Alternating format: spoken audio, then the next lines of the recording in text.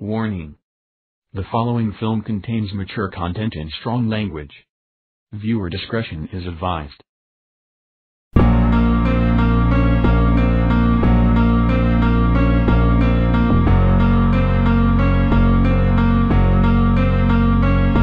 American black and white, a story about two cops, a controversial perspective. They never leaving their guard, they really loving their job. One for change, one for the game, black and white, well some call it gray, it's still the same. Body cameras on us, well now it's on them. A different view with these dudes, come watch from another lens. Tayvonte, a black cop from the Bay, Black Panther. Came from the hood, but he really wanted a chance to save the world. Wyatt the white cop from Scottsdale, Arizona. The rodeo was a loner, really wasn't that good, so they scratched it off, now he's forming like, let's save the world.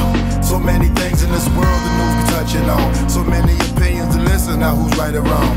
I don't know who's perfect, I don't know who heard it. So much gossip, I don't know how to word it. So we gon' talk race, and we gon' talk codes, and we gon' talk male and the female roles. No matter what, you might not agree what they be saying, but agree to disagree that they ain't playing. American black and white, though it's hated a lot. Imagine what goes into really hating the cop or loving the cop. I don't know who's wrong or right, but this is American black and white. American black and white, but this is the gray zone.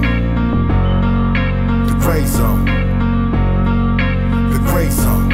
American black and white, but this is the gray zone. The gray zone.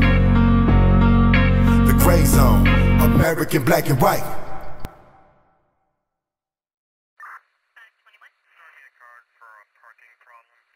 Please say and spell your first and last name. Coleman Willis. Gray zone. American black and white. COLEMANWILLIS. Do you understand the charge against you? Absolutely not. The charge is obstructing a police officer. More like a black man walking down the street minding his own business. Okay, here we go. Here we go what? You, Mr. Willis, talked yourself into those cuffs and this trip to jail. How is that? I can't question why you're stopping me? When all I'm doing is walking down the street and the police pull up flashing lights and sirens? Good point. Actually, you were asked your name 7 times, and every time I asked, you responded, "Why are you stopping me?" No shit, I wanted to know. Yeah, see, there's a time for me to advise you of that, not when you want me to. Now, if I were white, wearing a suit, would you have treated me the same? Very good question. Fact is, I arrest white and black people all the time, and interestingly enough, I've come to find that race plays a very small part in this job. Are you suggesting that police should have zero sensitivity to race when interacting with a human being? You want sensitive? Join the freaking Glee Club. Or move to bitch-ass Canada. Chill with that shit. The same bullshit rhetoric that all racist cops sell. Black man doesn't show sufficient respect to Mr. Overseer? I mean, Mr. Officer. And off we go to jail. Yeah, see, that's where you're wrong. Because your arrest has nothing to do with race. At least not from my perspective. Overseer, excuse me, officer. So why is a college-educated black man that committed no crime sitting in the back of a police car right now? Oh, happy to explain. What's sitting in the back of my patrol car is a certified asshole who so happens to have black parents that produced said certified asshole. You are on dangerous ground right now, Wyatt. Whatever, enough already. Mr. Willis, there have been 9 burglaries in this 4-block radius in the last 3 weeks. The suspect description is a black male adult between the ages of 19 and 24, approximately 6 feet tall, slender build, close-cropped hair, and a goatee. And that pretty much describes you to a T, does it not? So why couldn't you respectfully tell me when you first stopped me? Under certain circumstances, I may have, and sometimes it's just not tactically sound. Let's say you're the suspect. I'm looking for you. Then I show my hand by telling you, and you take off running. That gives you the tactical advantage.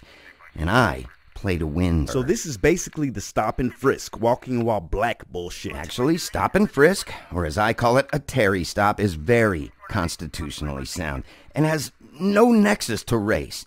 Terry versus Ohio is arguably one of the most effective police tools an officer has in his belt.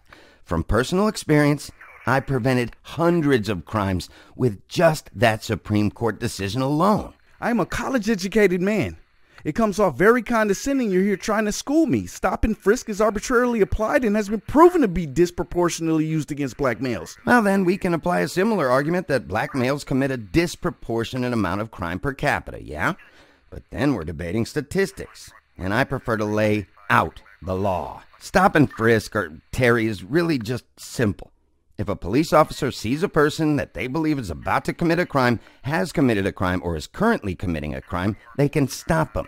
And if they're potentially holding a weapon, the officer can conduct a pat-down of the outer clothing for the weapon. That, sir, is the law. I don't dispute the Terry case.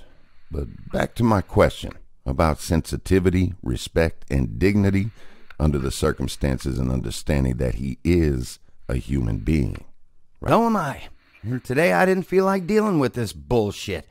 You see, all these self-righteous liberals want to fight the enforcement of the law until some thug slaps them upside the head and takes their cell phone.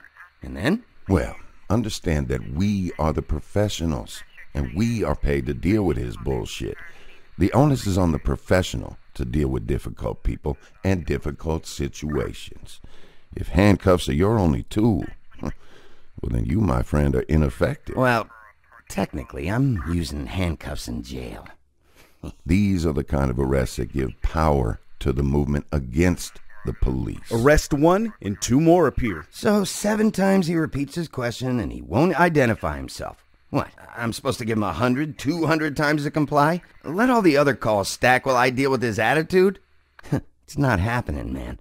Pick the time and place to make your stand, and this ain't it. My beef with you is about your method, and I stand by my right to ask a question if I'm being stopped. You can arrest me, but you cannot arrest an idea. If all you got is a hammer, everything looks like a nail. Well, tonight we en route to the slammer, and homeboy's going to jail. Control 3, Frank 15 en route to booking.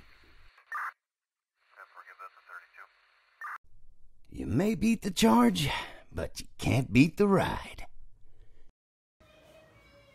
Action. Don't play yourself.